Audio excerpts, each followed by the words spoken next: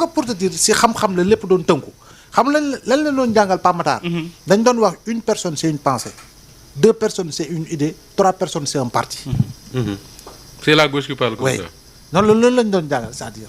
te la une personne c'est une pensée, 2 personnes c'est une idée, 3 personnes c'est un parti kon boog lépp si xam-xam la tënku. wallaay te muy dëgg. alors benn point bi ñu toj mooy société civile boo xamante ni dafa taxu thème pour sàmm ak yelleef doomu aadama yi parce que jàpp nañ ni que ak yelleef doomu aadama Abdoulaye Mbow dañ ko commencé di ko salfaañ ci biir réew mi. bon dina jafe kon nu ma koy déggee wala boog am ñoo xam ne dañ may interroger en ma qualité de journaliste analyste ak pour observateur. ay naataango di ma ko laaj est-ce que en réalité il y a une remise en question de la liberté d'expression au Sénégal mais je réponds automatiquement par non parce que tey jii nii amul lenn lu taxaw loo xam ne da nga ne il y a véritablement une remise en question ou des menaces sur la liberté d'expression au Sénégal.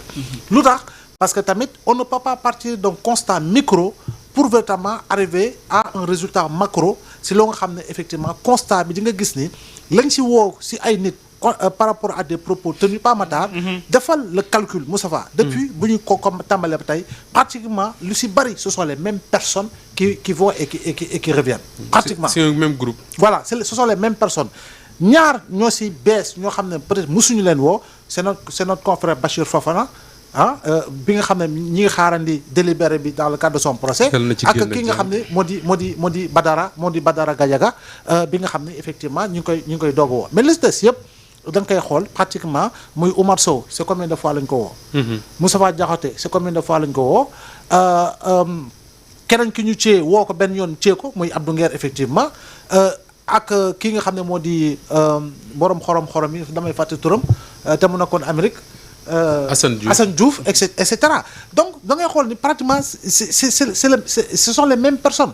Est-ce que tey jii nii mën nga sukkandiku su des yëpp ñu cee ak lu ñu des yëpp ñu woo mais c'est dans le cadre de la reddition des comptes. kon boog tey jii nii dina jafe nga ne effectivement am na loo xam ne daf ñoo dal ba liberté dañ ko menacé Pape Matar sori nga jamono ji nga xam ne boo doon génne dañ doon yëpp comme jigéen buy sëy. moytu xamal looy wax. moytul gis nga lii. waxal lii tey bul dem fee waxal lii et cetera sori nañu période boobu sori nañu période bi nga xam ne Mame Birame Wathie dañoo xëy xawma je sais pas Mame Birame la wala cee nañ ko fii non Pape Ndiaye voilà sori nañu période boobu nga xam ne si au cours d'une émission la wax dara si ay benn information bu mu jot mais il n'a pas été jugé en flagrant délit. Il a été Pape Sané bi ko fi gendarme yi di mu jël si Pape. defe naa keppaar gi la doon def. am na émission bi doon def keppaar gi lañ terminé mais dematu la fekk ko fii ñu jël yóbbu. voilà donc sori nañu période boobu sori nañu période bi nga xam ne Serigne Saliou Gueye benn contribution la ñu sukkandiku topp xam ne mënuñ ko si cee ñu jaaree si amul carte la presse. Amadou Babou Pastef bi ñu koy jàpp Sen TV la nekkoon. Ndoumbelane je pense effectivement Ndoumbelane jeex ñu jàpp. voilà Mati Sarr Niang tamit gis nga. conditions yu ñu ko tegam la je pense que sori nañu période boobu. parce que tamit période boobu te suñ si duggaatoon di nga gis réaction yoo xam ne en réalité ay organisation la yoo xam ne peut-être que dañuy bàyyi xel ci Sénégal alors que jamono ji réellement dinañ mën a warante kii wax ni li kii wax ni le mais une menace sur les libertés moom jàpp naa ni sori nañ ko lool. et pourtant bu ñuy dégg société civile bi Moustapha dafa mel ni que liberté amatul Sénégal ba sax ñoom maa ngi koy wax léegi ñu takku temb di dem sax ci yenn auditions yi di taxaw di wane li nga xamante ne mooy seen solidarité. Pape Matar dafa am benn affaire boo xam ne bëggoon naa nga seetlu ko. oui muy organisation société civile yi. muy parti politique yi. muy même organisation yi nga xam ne ñoo bokk ci presse bi. bu njëkk Awa Diom Ndiaye wax na ko sànq te muy dëgg. su dara daan xew da ngay gis le parti socialiste réunir son bureau politique. ñu dajee diggante 16h ba 18h parfois 19h 20h. bu ñu paree génn benn communiqué ne c'est la position du parti par rapport à cette actualité là. les organisations de la société civile bu dara daan xew ñoom Alioune Tine ñii ñu ngi may dégg dañuy daje. génn une position boo xam dañ ko waxtaan ba xam ko mais léegi lan moo xew. même les communiqués que tu lis là man je me pose toujours ces questions dama naan mais parti bii moom wala organisation bi kañ la réunir dañ naan la convoqué nañ diw 10h balay 11h ñu génnee communiqué mais communiqué boobu finalement kenn ko bind. xaw ma nag day laaj ñeneen ñi ne leen lan mooy seen point ñu wax ko bind mais en tout cas c'est pas des communiqués qui sortent d'instance yoo xam ne dañoo daje ba réunir ne démocratiquement lii mooy suñu position par rapport à telle actualité et loolu lu jar a bàyyi xel la parce que depuis quelque temps je lis des communiqués yoo xam ne j'ai l'impression que ay contribution la quoi. ay contribution comme yi nga gis journaux yi kenn moo koy bind dem signé ko ne l'organisation suñu organisation ne nangam ak nangam. am na ci parti politique yoo xam ne seen bureau politique kenn xamul kañ la gëj a réunir. et pourtant ñu ngi génn ay communiqué di ko signé au nom du bureau politique au nom du secrétaire national. muy benn ñaareel ba Pape. oui. man j'aime bien quand on dit oui y a des menaces sur les libertés etc mais ñi ñu jàpp. ba tax ñu naan y a des dañuy menacer les libertés dans ñuy jàpp ba tax ñu koy wax loolu. ñiy dénoncé jàpp bi ñu leen jàpp. ñiy dénoncé jàpp bi ñu leen jàpp doo ci dégg kenn. kenn ku répété li nga xam ne moom la waaj wax ban jàpp. waxuwul. parce que waxuwul. répété wuñ ko parce que dañoo bañ ku leen jàpp mais duñ ko répété parce que dañu xam ne waxuwul. am na yoo xam ne ñu ngi koy wax fii ci tey ci suba liir naa Amadou Ba l'ancien premier ministre. benn texte ci page Facebook muy soutenir Badara Gadiaga. doo dégg mukk ci làmmiñu Amadou Ba. mu wax li waa jooju wax. jamais. doo ko dégg sax ci làmmiñu doomam. et noonu nga leen di jëlee benn par benn doo fi gis kenn koo xam ne jàpp nañ ko nga gis kenn koo xam ne kilifa la ci opposition wala société civile même ci mouvance présidentielle mu taxaw publiquement ñëpp dégg ko mu répéter les mêmes propos. mais parce que dañu xam ne waxuwul. mais lu waxuwul kenn du ko wax amul benn wax naa ko waxati amul dans aucun pays du monde. tu verras là on ñu jox nit liberté totale pour muy wax lu ko neex saa yu ko neex jëmale ko neex. amul léegi nag on peut discuter naan est-ce que jaroon na ñuy dem police est-ce que jaroon na yooyu yëpp on peut en discuter mais dire que ni parce que diw wax na nangam on l'a convoqué wala on l'a placé en garde à vue nga ne c'est des dérives autoritaires c'est des menaces contre les libertés publiques. alors que yow bis boo xëyee yaa ngi dem ci émission di wax ñu ngi lay woo ci rajo ngay intervenir yaa ngi bind sa ay contribution yaa ngi bind yeneen ak yeneen di wax li nga xam ne moom nga xalaat ci réew mi te kenn woowu la kenn neewul lu tax nga wax ko. c'est sûr. mais ça veut dire que tu exprimes ta liberté. effectivement. mieux su Awa Diom Ndiaye waxee loo xam ne yàlla bu mu ko wax mukk ñu woo ko téye ko nga ne dañ koo téye parce que dañuy menacer liberté et pourtant tu répètes pas ce qu'il a dit man je comprends pas ça tey li ma doon comprendre mooy nit ñu jàpp ko ci loo xam ne réew mi yëpp a nga koy wax te kenn jàpp ci kenn par exemple Moustapha Diop wax dara ñu jàpp ko ci ba pare nga dégg réew mi ñëpp di ko waxandoo ci plateau de télé yi ñëpp di ko bind te kenn jàpp ci kenn inquiétu kenn su boobaa ma ne dañ ko yàpp mais doo dégg kenn ku ko répété ñu ko jot a répété sax dañuy daw après kenn du leen gis. Awa Diop société civile bi jàpp na ni dictature ngeen fi bëgg bon la fi régime bu bees bëgg a teg. Pamata. oui. man bu fekkoon ne 2 poids 2 mesures amul dañu yemale ñëpp kuñ ci jàpp pour délit d'opinion nga génn layal leen muy fare ci nguur ak fare ci opposition. parce que guléet ci réew Sénégal nga gis ku fare ci nguur ñu lay poursuivre pour délit d'opinion ba pare tëj la ci. condamné la ci. mais boobu société civile bi ndax gisoon nga leen ñu génn wax. ah c'est vrai de barki dem rek am na ñu fi jàpp. Azura ak Kayre. lu ñu wax moo tax ñu jàpp leen. wala déet. tey bizarrement seen audition gisuma fa société civile gisuma fa oustaz boobule gisuma fa pratiquement ñi nga xamante ne nee nañ ak yelleef doomu aadama leen tax a jóg. dañ doon encourager le procureur sax pour mu téye leen. voilà de ce fait tey jii ñooñu. réew mi jaxasoo na de. ban crédit nga leen di jox jaxasoo na moom. est-ce que c'est pas par rapport à la tête du client la ñuy songu naan liberté te niñ koy scander Pape liberté menacée da ngay defe ne ñun dañoo nekk ci dëkk boo xamante ne l'heure est grave mais bi heure grave est-ce que dañ leen déggoon. waxoon nañ ñu laaj. ba ñuy tëj Walfadjri est-ce que dañ leen déggoon.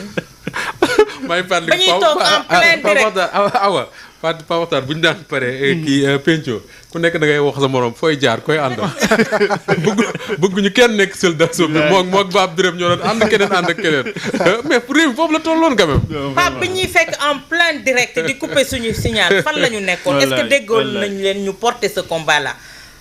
et de surcroît mu nekk une maison de presse.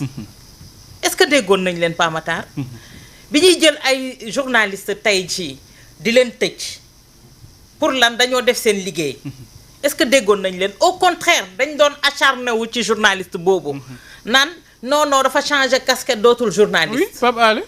mais tey jii ndax tey li xew ak li xewoon ci 2021 ba 2024 ndax tey loolu moom moo xew kuy wax ak sa aqulay taala ak sa tëraayu bàmmeel ku ciy wax Pape tey jii y a plus urgent tey société civile tey man dama doon xaar tey société civile ñu ne ñu ngi dem dans les prisons xool métti ci nga xamante ne relayé nañ ko dans les prisons wax ne ñi ngi ko fay dund ñu porter ce combat là Pape Matar maa ngi doon xaar tey jii ñu dem porter le combat des enfants yi nga xamante ne tey ñi ngi leen di violer un peu partout ñi ngi leen di métital ñi ngi def naka sudul noonu ñu porter ce combat là. Soxna Dieng def na benn commentaire bu am solo mi ngi fàttali ni que Khalifa rappeur bi nga xamante ni waajuram bu góor ba mu gaañoo yàggul. Maître Khoureyssi avocat Maître Khoureyssi Ba Ousmane Sonko mi ngi ci kaso bi jamono ji te kenn du ko plaidel. man biñ ma convoqué commissariat central papaam. Maître Khoureyssi Ba papaam bokk na ci ñi ma assisté. yal na ko suñu borom yërëm yal na ko yàlla yërëm. Pape Matar mooy li may wax bu fekkoon ne tey ñoom dañoo tëddee njaaxaanaay yemale ñëpp duma toog fii di yëkkati sama kàddu di ci yàbbi mais bu fekkee ne dafa am un traitement tendancieux Pape Matar il faut le dire tey ñun société civile xaarawuñ leen luy nañu dem xooli seen yeneen ñoñ yi nekk un peu partout surtout dans la sous-région fu soriwul dara lan moo nekk seen comportement par rapport ak ñi nga xamante ne ñoom ñoo di seen askan parce que man jàpp naa ne tey société civile warul am rôle opposition société civile tey mun nañu wax ne tey ànd na ak état bi su doxalee nii tey ànd na ak askan wi su doxalee nii mooy amul benn parti pris le juste milieu mais tey lii lan nga ci gis am na ñoo xamante ne dañu woowee seen pour société civile mais duñ société civile ce sont des politiciens encagoulés Pape Matar parce que tey su parti politique bi wootee yaa ngi dem toog ci ginnaaw parti politique boobu yaa ngi leen di layal yow nga ne société civile la tey yaa ngi dem toog ci plateau di chroniquer par rapport à la politique di attaquer ay partis di attaquer ay personnes est-ce que loolu moom mooy rôle société civile tey ji suñu demee ba jëlaat li nga xamante ne moom mooy mbubbu société civile boobu waa mun naa ci wax mais tey société civile ñu ne la tey koomu réew mi lii ak lii fii la xaas bi jaar lii ak lii la tudd mais bu fekkee ne dafa am société civile boo xamante ne transparence lay xeex Pape Matar xaalisu réew mi fan lay dugg ak yi ni mel kooku ci loolu la war a àddu mais tey société civile bu sol mbubbu avocat di layal koo xamante ne yow wóor na la ne li muy wax tey bëggoo nekk à sa place di yëkkati kàddu yooyu di ko wax wala ñu koy wax sa waajur wala ñu koy wax sa jegeñaala ñooñu kay koo ci dem si page am critique ko mu bloqué la. te gis nga Pape mi ngi noonu moo lay won ne liberté d'expression boobu ñuy wax amuñu ko. yaa ngi tooñ de. amuñu ko parce que koo ci critiquer page Facebook am mu bloqué la effectivement. mais ma wax la lu gàtt lu wax la ñu tëj ma wax la lu gàtt. ren Sénégal fi ñu toll nii actuellement. man le seul bu ma jàppee un journaliste bu nekk prison c'est Bachir Fofana. suñu confrère la man def naa rédaction wax ne moom def na ko donc je considère que c'est un journaliste. yàlla na ko yàlla jàppale mu génn ci nu mu gën a gaawee. mais soo jéggee Bachir Fofana da ngay seerat keneen te pourtant Sénégal toll na fi maa boo xam ne Thioro Maxu Mandela. Mati Sarr Niang Pape Alé Niang Pape Ndiaye Serigne Saliou Gueye ñu ngi woon ci kaso bi ñiy wax léegi fan lañ nekkoon. mieux am na ñu ne surtout certains patrons de presse wala boog les patrons de presse. C'est normal parce que ñoom aussi dañuy défendre intérêt seeni intérêt ñu ne wéy CNRA parce que dañu mettre en demeure TFM. dañu utiliser CNRA politiquement xaw ma pour combattre des gens. mais quand on a coupé le signal de Walfadjri. retirer la licence. benn patron de presse laa gis mu jaral ko moom. mu sol dàllam ñëw fii ba Walfadjri di leen défendre mooy Bougane Gueye Dany. Bougane Gueye mii moom da koo jaral mu def ko. mais mieux Pape Makhtar moment yooyu ñun laa jël les responsables de Walfadjri là ñun am nañ ci lu ñu leer nañ que ni patron de presse yi daje nañ pour xool nu ñuy def pour taxaw Walfadjri am patron de presse bu fa taxaw ne man je défends pas Walfadjri parce que defatuñ journalisme depuis longtemps. ci nguuru Macky Sall. loolu ñun yëg nañ ko et pourtant on le dit pas ñun. je vais emprunter les propos de Diomaye li mu waxoon rek. naan ci. dañoo këpp seen yelwaan moo tax ñuy doxalee. USAID ñu ngi lay jaajëfal bu baax a baax Moustapha Diop di jaajëfal Abdoulaye Mbow ak Awa Diop Ndiaye di jaajëfal Lo Ndir di jëyu di leen jox rendez-vous leen incha allah ci benn keppaar gi jaa ngeen xel sax te moom xelam bëtam mi ngi ko teg feneen. taar gorewul. muy lay def. taar gorewul te tey gis nga góor bi tax nga koy def.